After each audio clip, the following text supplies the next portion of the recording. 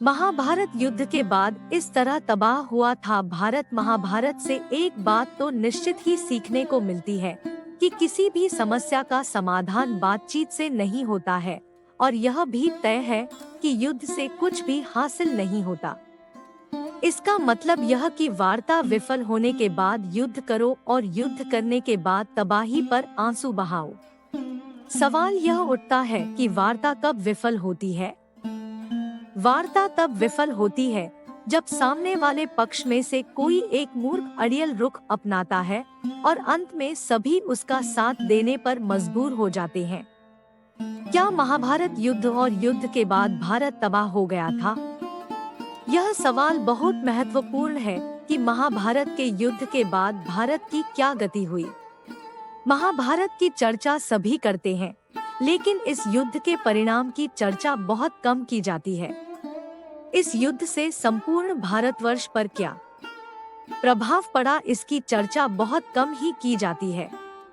तो आज हम इसका विश्लेषण करते हैं। कौरव पांडवों की सेनाओं की जनसंख्या। श्री कृष्ण की एक अक्षौहिणी नारायणी सेना मिलाकर कौरवों के पास 11 अक्षौहिणी सेना थी, तो पांडवों ने 7 अक्षौहिणी सेना एकत्रित कर ली थी। इस तरह सभी महारथियों की सेनाओं को मिलाकर कुल 45 लाख से ज्यादा लोगों ने इस युद्ध में भाग लिया था। उस काल में धरती की जनसंख्या ज्यादा नहीं थी। यदि हम वर्तमान समय की 7 अरब जनसंख्या से तुलना करें तो आज विश्व की सभी सेनाएं मिलकर 1 करोड़ होगी, लेकिन उस काल में जनसंख्या इतनी नहीं थी। 1947 के पहले भारत की जनसंख्या लगभग 40 करोड़ के आसपास थी। 1650 में ईस्वी में संपूर्ण धरती की जनसंख्या लगभग 50 करोड़ थी। इस प्रकार यदि हम और पीछे जाएंगे तो धरती की जनसंख्या इससे भी आधी थी। तब क्या हम यह अनुमान लगा सकते हैं कि 3112 ईसा पूर्व धरती की जनसंख्या कितनी रही होगी? अनुमान ज्ञान नहीं होता, यह वास्तविकता के करीब हो सकता है और नहीं भी। लेकिन यदि 1 करोड़ लोगों ने युद्ध में भाग लिया होगा निश्चित ही कम से कम भारत की जनसंख्या 5 से 6 करोड़ के बीच तो रही होगी, क्योंकि तब आज जीतने शहर या गांव नहीं थे। युद्ध में मारे गए थे सभी, बचे थे मात्र 18। 45 लाख की सेना के बीच महाभारत का युद्ध 18 दिनों तक चला और इस युद्ध में कुल 18 योद्धा ही जीवित बचे थे। महाभारत के युद्ध के पश्चात कौरवों की तरफ से 3 और पांडवों की तरफ से 15 यानी कुल 18 योद्धा ही जीवित बचे थे, जिनके नाम है कौरव के कृतवर्मा, कृपाचार्य और अश्वत्थामा, जबकि पांडवों की ओर से युयुत्सु, युधिष्ठिर, अर्जुन, भीम, नकुल, सहदेव, कृष्ण, सात्यकी आदि। हालांकि इतिहास के कुछ पन्नों के अनुसार महाभारत के युद्ध में 39,40,000 योद्धा मारे गए। अब आप सोचिए कि 6 करोड़ की आबादी में आधी तो महिलाएं होगी, यानी कि करीब 2.5 करोड़ महिलाएं। अब बचे 2.5 करोड़ पुरुष, जिसमें से लाखों तो बच्चे होंगे। मतलब यह युद्ध बूढ़े और जवानों ने यह लड़ा। उनमें से कुछ जवान तो उनके पुत्र ही थे जिनको कोई पुत्र नहीं हुआ था।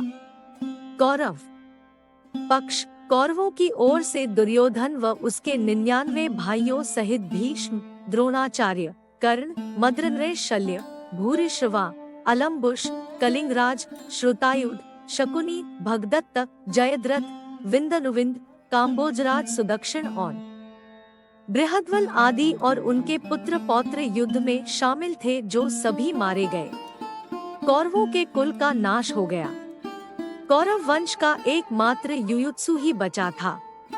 पांडव पक्ष। पांडवों की ओर से अभिमन्यु, घटोत्कच, विराट, द्रुपद, धृष्टद्युम्न, शिखंडी, पांड्यराज, कुंतीभोज, उत्तमौजा, शैब्य और अनुपराज, नील आदि सहित पांडवों के लगभग 50 पुत्र भी युद्ध मारे गए थे। पांडव वंश में अर्जुन के पुत्र अभिमन्यु की पत्नी के उत्तरा के गर्भ में पल रहा उनका एकमात्र पुत्र बचा था, जिसे श्री कृष्ण ने बचाया था। इसका नाम परीक्षित था। पांडव युद्ध जीतने के बाद भी हार ही गए थे, क्योंकि फिर उनके पास कुछ भी नहीं बचा था। प्रत्येक पांडव के 10 से 10 पुत्र थे, लेकिन सभी मारे गए। यादव पक्ष, श्री कृष्ण की नारायणी सेना और कुछ यादव युद्ध में और बाद में गांधारी के शाप के चलते आपसी युद्ध में श्री कृष्ण के कुल का नाश हो गए। कौरवों की मां गांधारी ने श्री कृष्ण को श्राप दे डाला कि जैसे मेरे बच्चों की इतनी दर्दनाक मौत हुई है, उसी तरह तुम्हारा यादव परिवार भी आपसी युद्ध में तड़पड़ मारा जाएगा। अन्य राजाओं का पक्ष, इस तरह हमने देखा कि इस युद्ध में कई पिता और पुत्रों ने एक साथ भाग लिया था, जिसके चलते 3 पीढ़ी एक साथ खत्म हो गई थी। कौरवों और पांडवों के इस महामरण युद्ध में सिर्फ उनका ही वंश नष्ट नहीं हुआ, भारतवर्ष के कई राज्यों के राजाओं का वंश और उनकी सेनाओं का भी नाश हो गया था। इस युद्ध में देश विदेश के लाखों राजाओं, महाराजाओं और सैनिकों ने भाग लिया था। बीबीसी बिखर गया था भारत, ऊपर हम लिखाए हैं कि किस तरह 3 पीढ़ी समाप्त हो गई थी। ऐसा में लाखों महिलाएं भरी जवान में विधवा हो गई थी। लाखों महिलाओं के समक्ष पुरुषों का संकट खड़ा हो गया था, अर्थात उनके विवाह के लिए पुरुषों का होना भी तो जरूरी है। यह सिर्फ अनुमान ही लगाया जा सकता है, अनुमान ज्ञान नहीं होता, लेकिन यह तय है कि इससे समाज में एक धर्म संकट की स्थिति खड़ी हो गई थी। समाज का नेतृत्व करने वाला कोई नहीं था। राज्यों में बिखराव हो गया था। इतने लोग नहीं थे कि वे राज्य की व्यवस्था को संचालित करते। कहते हैं कि इस युद्ध के परिणाम स्वरूप भारत से वैदिक धर्म, समाज, संस्कृति और सभ्यता का पतन हो गया। इस युद्ध के बाद से ही अखंड भारत बहुधर्मी और बहुसंस्कृति का देश बनकर खंड खंड होता चला गया।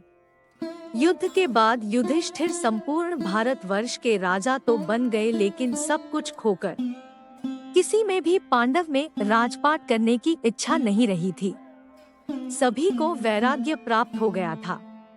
देखते हुए युधिष्ठिर ने राजा का सिंहासन परीक्षित को सौंपा और खुद चल पड़े हिमालय की ओर, जीवन की अंतिम यात्रा पर।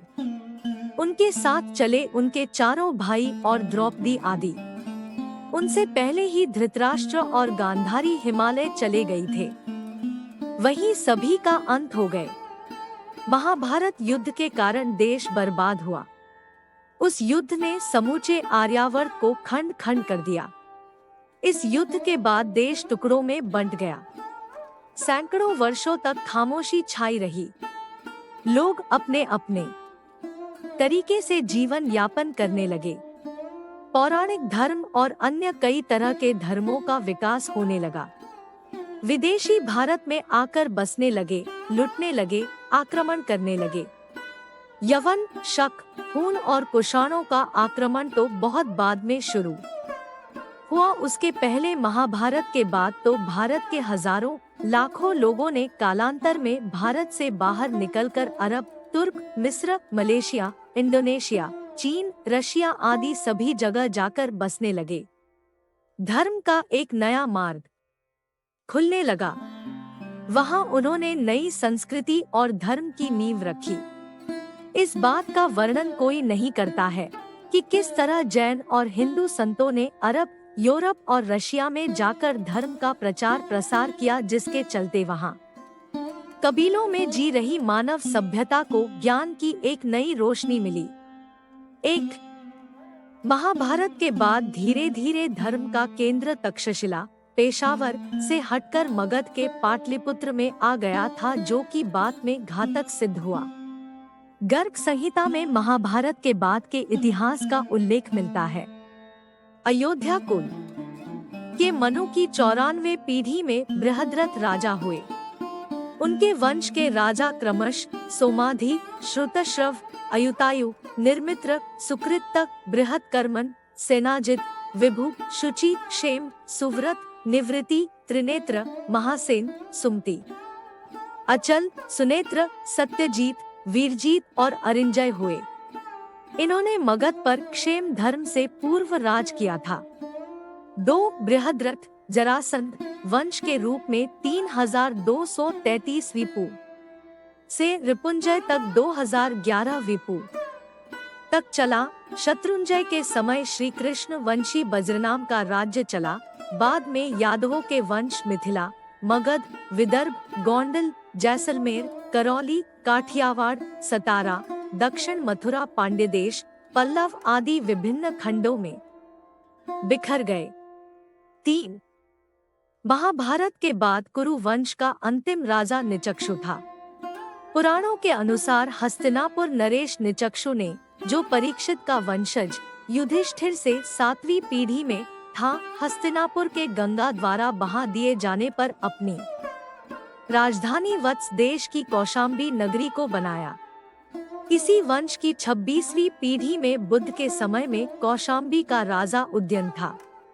निचक्षु और कुरुओं के कुरुक्षेत्र से निकलने का उल्लेख सांख्यान श्रौतसूत्र में भी है।